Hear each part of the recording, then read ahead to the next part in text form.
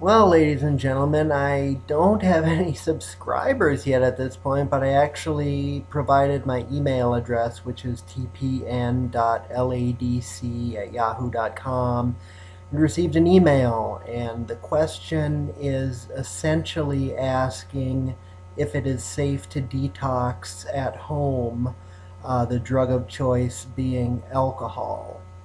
The user stated that, and they wish to remain anonymous, but the user stated that they drink approximately 1 liter of vodka a day. I'm assuming it's 80 proof vodka. Number one, as stated before, am a counselor. I am not a medical doctor. Um, uh, but through my education and through my firsthand experience, I can tell you that alcohol withdrawal, in addition to withdrawal from benzodiazepines and barbiturates, is one of the three potentially withdrawals that can kill you. It's very common within alcohol withdrawal to have DTs or delirium tremens. Seizures are very common within alcohol withdrawal. That's why it's very common these days, unfortunately, to go into a treatment facility and if your drug of choice is anything other than alcohol, not really be given any medication. But alcohol withdrawal, any reputable treatment center anyway, is going to medicate somebody experiencing alcohol withdrawal, and that's usually going to be a taper utilizing benzodiazepines. Most typically, what I've seen of benzodiazepines are used would be Librium, Valium, Ativan, Klonopin. Typically, the longer actings. You're not typically going to see Xanax being used in a clinical setting for alcohol withdrawal taper. Uh, I have also seen phenobarbital used, but more typically with alcohol withdrawal, it's going to be Librium or Ativan. Um, Definitely not safe to try at home just on your own. But you should definitely be assessed by a medical staff. If you are indeed interested in stopping drinking, you should go to the emergency room, would be step number one, and explain the situation.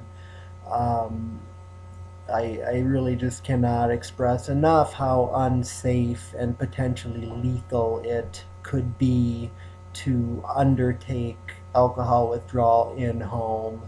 And any professional is going to tell you the same thing, that it's very dangerous and needs to be medically supervised. Um, Again, this gentleman, I can say gentleman, I'm not going to give a name, but wishes to remain anonymous. I really hope you follow up and see this comment and take that step that you're talking about wanting to take and uh, go get some medical help so you can get some medications and be safely tapered down and not have to suffer too extremely in the process.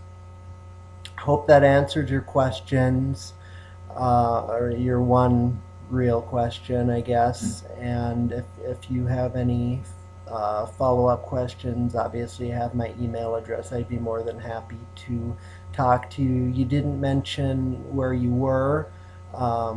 If you're in Minnesota, I can certainly give you, uh, or send you rather, in an email form, some names of places that I would personally endorse if I had a friend who were contemplating stopping drinking. And trust me, I have been in that situation before. Not personally, but I was an opioid addict, but I have friends who are currently recovering alcoholics, but were obviously, because they're currently recovering alcoholics, they were at one time active alcoholics, and very extreme active alcoholics.